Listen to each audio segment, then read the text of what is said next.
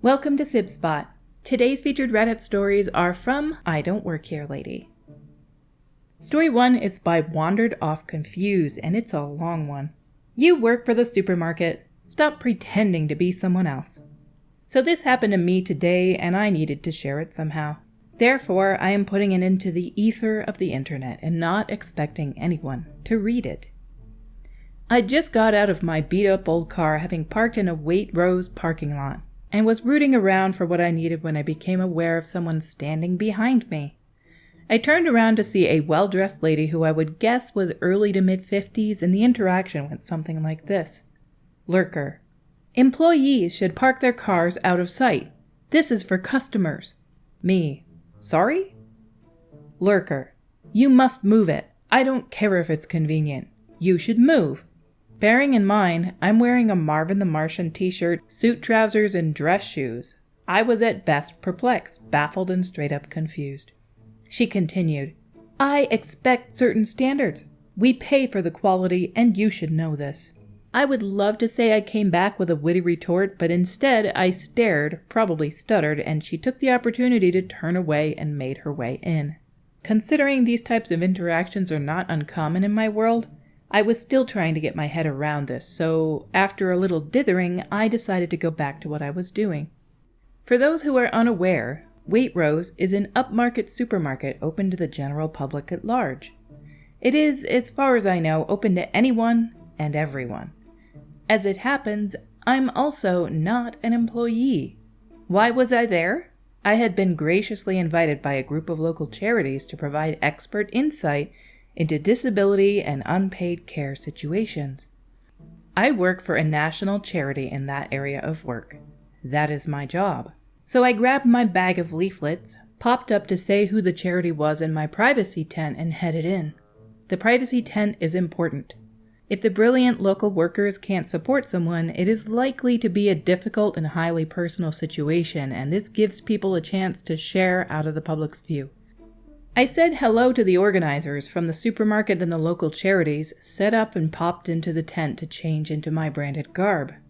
At this point, I heard the first people come around, and I took the chance to take a few deep breaths before starting.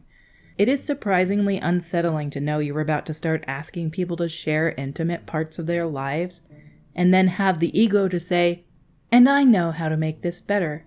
It's something that, despite being for the most part true, I will never be comfortable with. Local charity worker LCW. OP, are you ready? We have someone here for you. Me. Yep, yeah, of course. Pops head out of the tent. Oh. Lurker. That's not funny, to the LCW. To me. What do you think you're doing in there?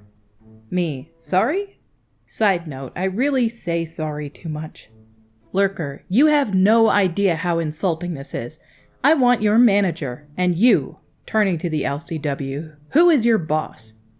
LCW, clearly confused. This is OP, he's from National Charity and is offering expert advice. Lurker, no he isn't. LCW, he is. Me finally getting my composure back. Hi, I'm OP, I work for National Charity, and I am the subject expert for this nation and X, Y, and Z. We are about to go into Pater. Lurker, stop it. No, I saw you outside. This isn't funny. You can't get people's hopes up. Me, I'm sorry. But no, I really am the subject expert. Here, let me show you some of the resources I wrote. Lurker, don't insult me. I want to speak to your manager. Grabbed a guide and stormed off. I didn't have time to dwell on this. A lovely lady with her autistic son was waiting patiently to see me next. She was clearly a bit bewildered as well, and asked if I really did work for who I said I did. I offered to pull up the website and show myself, but she decided the branded clothing with staff across it was probably good enough. After a complex 20 minutes, but at least a route forward for that lady, I was expecting another person when a very sheepish supermarket manager, SM, was waiting. SM, were you rude to this lady? Gesturing to the lurker. Me, no, she has been rude to me though. SM, oh?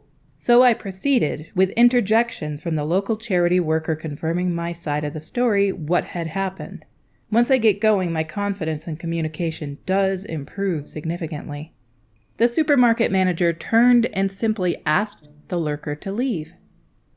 Lurker: I haven't even started my shopping yet. SM: I am asking you to leave my store. Lurker: You're protecting your employee pretending to be a charity. Rather aggressively stepping to the manager: You're as bad as he is. SM: Please leave now or I will have you escorted out. Lurker: Really?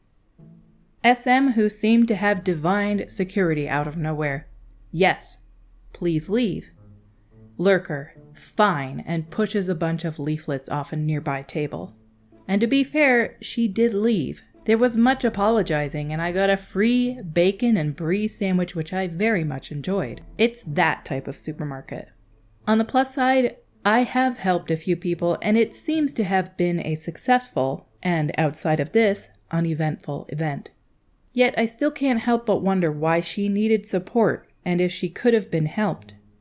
I really hope she took the leaflet and gets in touch. Although, I might get a colleague to front that inquiry. I'm not sure she will ever believe who I am. Sometimes when people make their mind up about something, there is no telling them otherwise. It's crazy. She decided you were an employee in the parking lot, and she'll never see you as anything but an employee of that store now. Our next story today is by Hollow Phoenix. Claw Machine Guy. Been in this sub a while, figured I should share one of my own tales. Happened last week, short and simple one. I was out shopping at the local mall. They have a few unusual vending machines and the like around, including a fairy floss one and a claw machine one. I passed by a guy using the claw machine as I left the grocery store. He promptly stopped me and requested I get a stuck prize out of the machine for him. I'm wearing basic casual clothes, denim jeans and a plain t-shirt, 2 bags of shopping in hand. No way in heck I look anything like the staff of the store, let alone of the mall itself. The mall staff wear black suit pants and white dress shirts with a badge and radio. Despite telling him I'm sorry I don't work here, gesturing to my clothes and shopping, he now demands I open the machine for him. I repeat myself and try to calm him by letting him know what the mall staff look like and that they're usually roaming nearby.